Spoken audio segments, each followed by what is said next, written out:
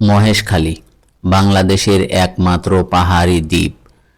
চারিদিকে নীল পানি আর সবুজে ঘেরা এক অরণ্যের মাঝে মাথা উঁচু করে দাঁড়িয়ে থাকা এক ভূমি। একটি পৌরসভা আর ৮টি ইউনিয়ন নিয়ে গঠিত এই দ্বীপের ঝাউবন, আদিত্যনাথ মন্দির, শুটকি গ্রাম আর বিখ্যাত পানের জন্য পরিণত হয়েছে পর্যটকদের আকর্ষণের এক কেন্দ্রবিন্দুতে। বন্ধুরা, মুশারফ হুসাইন স্বাগত জানাচ্ছি ট্রাভেল টু জিরো পয়েন্ট থেকে। হোটেল থেকে বের হইলাম। আজকে আমি যাব মহেশখালী, মানে মহেশখালী দ্বীপে।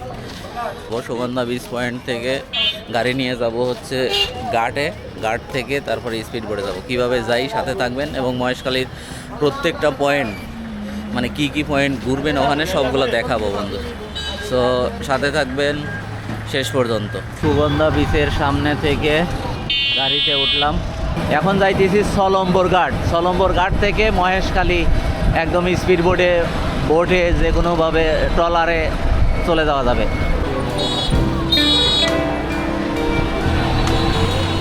এটা হচ্ছে কক্সবাজার শহর। এই যে বন্ধুরা, এই সামনের দিকে হচ্ছে এয়ারপোর্ট, আর একটু গেলেই, আর এই পাশে হচ্ছে সলম্বর ঘাট। এই যে পাশেই,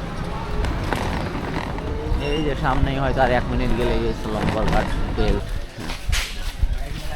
এই যে এখান থেকে টিকিট নিতে হবে, তারপরে যাইতে হবে ওই সামনের দিকে। মামা এটা কি কিসের? দুজন 40 টাকা দিন এন্ট্রি। এখানে শুধু ঘাটে এন্ট্রি ফি নিল 20 টাকা করে পার পারসন। আগে তো মনে হয় 5 টাকা করে নিত, 5 টাকা নাকি 10 টাকা। এখন দেখতেছি পার পারসন 20 টাকা করে হয়ে গেছে। এটা একটা সিন্ডিকেটের মতো হয়েছে আর কি।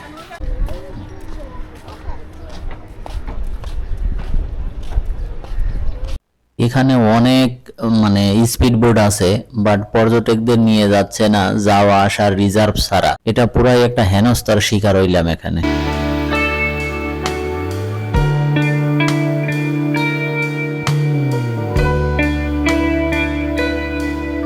মহেশখালী কক্সবাজার জেলার অন্তর্গত একটি উপজেলা। 362 বর্গ কিলোমিটার আয়তনের এই দ্বীপে প্রায় 3,86,000 মানুষের বসবাস।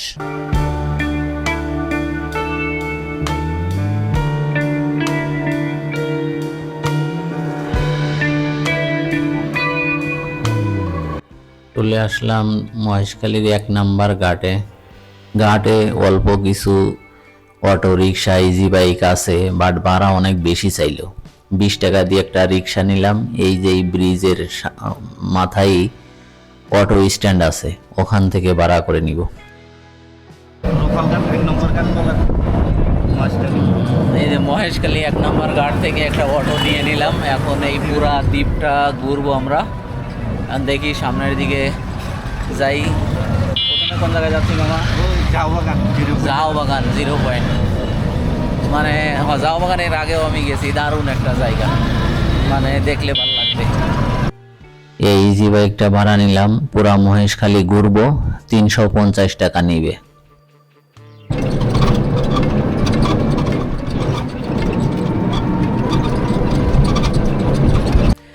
বন্ধুরা, এই যে চলে আসছি, এটা হচ্ছে মহেশখালী দ্বীপের মানে ঝাউ বাগান, এটাকে বলে ঝাউ বাগান। এটা আসলে এত সুন্দর একটা জায়গা, জাস্ট এইদিকে দেখুন, মানে এটার একটা সুন্দরবনের ফ্লেভার দিবে। মানে প্রচুর গাছগাছালি, এখান দিয়ে দেখেন এত সুন্দর একটা জায়গা। এখানে আসলে গাড়িগুলো আসতে চায় না সচরাচর, যারা চিনে তারাই আসে। খালি শুধু স্বর্ণ মন্দির, পাহাড়, ওই জাতীয় জায়গাগুলোতে মানুষ বেশি মানে আসে, এই জায়গাগুলোতে আসতে চায় না। এই যে দেখুন, দারুণ একটা জায়গা। এই যেখান দিয়ে মানে মহেশখালী আসলে এটা বলবেন যে ঝাউ বাগানটা দেখানো লাগবে, তাইলে ওরা নিয়ে আসবে। তাছাড়া ওরা আনতে চায় না। এখানে একটু দূরে দেখেন, ওই যে মানে যখন জোয়ার আসে তখন পানিটা এই পর্যন্ত চলে আসে বিকেলবেলা। এটা খুবই মানে দারুণ একটা জায়গা, মানে ঘোরার জন্য, বিকেলবেলা ঘোরার জন্য এটা দারুণ একটা জায়গা। মানে চারপাশের পরিবেশটা জাস্ট একটু দেখুন।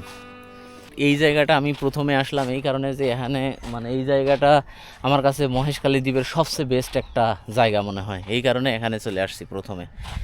দেখেন এখানে আসলে অবশ্যই এই ঝাউ বাগানে আসবেন। এই দেখেন কত বড় বড় গাছ। আর এই পাশে আছে একটা জেলে পল্লী, ওনারা মাছ ধরেন, এই যে সমুদ্র থেকে মাছ ধরে এদের জীবিকা নির্বাহ করে। এই যেখানে, আরে এই যে এখানে আছে একটা শ্মশান, ওই যে লাল মতো দেখা যায় একটা কনস্ট্রাকশন, ওইটা হচ্ছে ওই যে লাল মতো একটা স্তম্ভ। এটা হচ্ছে মহেশখালীর পৌরসভা দিঘি। মানে দেখেন কত বড় একটা দিঘি, মানুষ গোসল করতেছে। এই সবই গোসল করার জন্য গার্ড বানানো। এই যে দেখেন কত মানুষ গোসল করতেছে, এত সুন্দর পানি, মনে হচ্ছে আমিও যাই একটু গোসল করে আসি। সকালে কিছু খাই নাই, অনেক তাড়াহুড়া করে বের হয়েছি। এখন বাজে প্রায় 1টা। দেখি মানে লাঞ্চ করতে হবে, একটু সকাল সকাল লাঞ্চ করে নেই। নিশান বাদঘর, এটা হচ্ছে মহেশখালীর ভিতরে সবচেয়ে ভালো একটা হোটেল। এখানে পোয়া মাছ, এটা হচ্ছে রিঠা মাছ, মানে মাছের ভর্তা, মানে মাছগুলো দেখি খুবই ভালো লাগতেছে, আশা করি ভালো লাগবে, দেখি। লাঞ্চ শেষ করে চলে আসলাম স্বর্ণ মন্দিরে। মানে ভিতরে ঢুকতে 10 টাকা করে টিকিট নিবে। এই পুরা উপাসনালয়টাই মানে স্বর্ণের আদলে তৈরি করা। মানে এখানে কয়েকটা গড় আছে, সবগুলাই স্বর্ণের আদলে তৈরি করা। মানে চাইনিজ একটা ফ্লেভার পাওয়া গেল আর কি, মানে সাজালো গোছালো। হিন্দু ধর্মাবলম্বীদের জন্য কাঙ্ক্ষিত গন্তব্য হতে পারে এটা।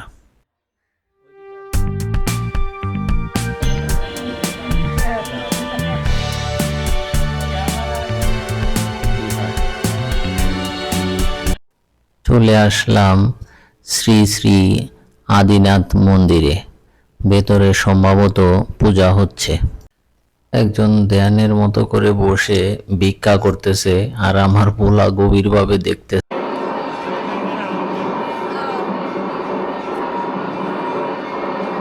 আদিনাথ মন্দিরটি সমুদ্রপৃষ্ঠ থেকে প্রায় 288 ফুট উঁচু মৈনাক পাহাড়ের চূড়ায় অবস্থিত।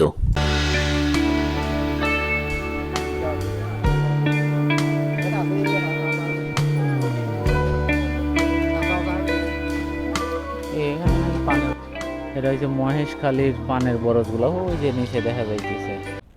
এটা হচ্ছে মহেশখালীর 2 নাম্বার ঘাট।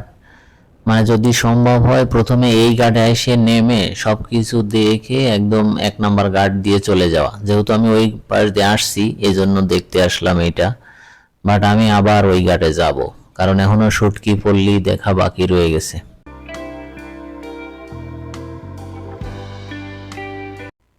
চলে আসলাম শুটকি পল্লীতে। এই পল্লীতেই মাছ একদম অর্গানিক পদ্ধতিতে শুটকি বানানো হয়, কোনো ধরনের ভেজাল থাকে না। এখানে রূপচাঁদা শুটকি হচ্ছে। এই যে অনেক বড় বড় তাজা মাছ কেটে শুটকি বানাচ্ছে। এখানে যদিও খুব বেশি দোকান নাই, বাট এখানে প্রচুর পরিমাণ শুটকি আছে এবং সব পাইকারি রেটে বিক্রি করে। এখান থেকে আমি বেশ কয়েকবার শুটকি নিয়েছি, ভালো। তো বন্ধুরা, আপনারা নিতে চাইলে এখানে চলে আসতে পারবেন। এটা হচ্ছে মহেশখালীর একদম অর্গানিক শুটকি। বন্ধুরা, এই যে মহেশখালী ঘুরে চলে আসলাম। আসা যাওয়া এবং সব জায়গায় ঘোরা সবকিছু মিলে প্রায় 4 ঘন্টার মতো সময় লাগলো। কত করে মামা? 10 টাকা আছে, আপনার 20 টাকা আছে, 30 টাকা আছে। 10 টাকা, 20 টাকা, 30 টাকা, এই সবগুলোতে কি আগুন জ্বলবে না? আগুন ওটার জ্বলাবে? মধ্যে জ্বলবে আগুন। হ্যাঁ, ওটার মধ্যে জ্বলবে আগুন। এগুলোর মধ্যে। আর বাকিগুলো ওগুলো আগুন ছাড়া খেতে পারবে না, এখন গরমের সময় খাওয়া যাবে না। এখানে সমস্যা কি আছে ভাই? এখানে খেয়ে জন্য আর কেউ সেটি পণ্য কোন আমি 1000টা পান খেলে মুখ লাল হবে না, মাথা ধরবে না। হ্যাঁ, আগুন পানি মিষ্টি পান খেয়ে যান, আগুন পানি মিষ্টি পান, মহেশ খেলে মিষ্টি পান, আগুন পান। আগুন পানি মিষ্টি পান খেয়ে যান, আগুন পানি মিষ্টি পান, মহেশ খেলে মিষ্টি পান, আগুন পান। আগুন পান মিষ্টি পান, আর কাছে আসেন, আগুন পান মিষ্টি পান।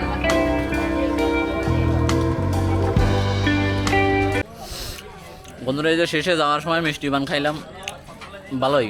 মানে লাল হয় না, কিছু হয় না, সুপারি নাই, চুন নাই। এটা মানে অন্যরকম পান, মহেশখালীর সবচেয়ে বিখ্যাত পান আগুন পান, আগুন পান মিষ্টি পান। তো বন্ধুরা, আজকের মতো এখানেই শেষ করছি। আবার দেখা হবে অন্য কোনো জায়গায়, অন্য কোনো ভিডিওতে। সবাই ভালো থাকবেন, সুস্থ থাকবেন। মহেশখালী মিষ্টি বান আগুন পান। আল্লাহ হাফেজ।